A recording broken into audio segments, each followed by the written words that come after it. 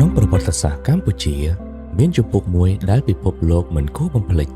ជំពូកដែលរំលឹកយើងអំពីតម្លៃនៃជីវិតសន្តិភាពនិងមនុស្សធម៌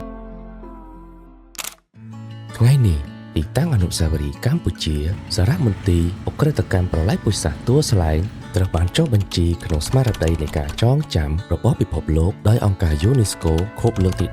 17ការទទួលស្គាល់នេះមិនត្រឹមតែសម្រាប់អតីតកាលនោះទេ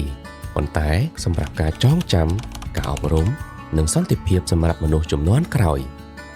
ពីប្រទេសដែលធ្លាប់ឆ្លងកាត់ការលំបាកកម្ពុជាបានឈរឡើងវិញដោយភាពរឹងមាំ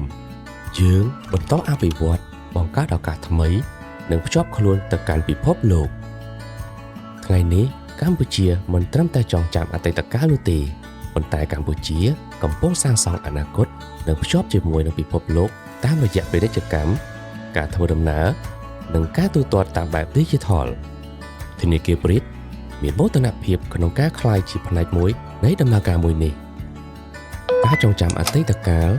អបអរសាទរបច្ចុប្បន្ននិងបន្តឆ្ពោះទៅកាន់អនាគតកាន់តែប្រសើរ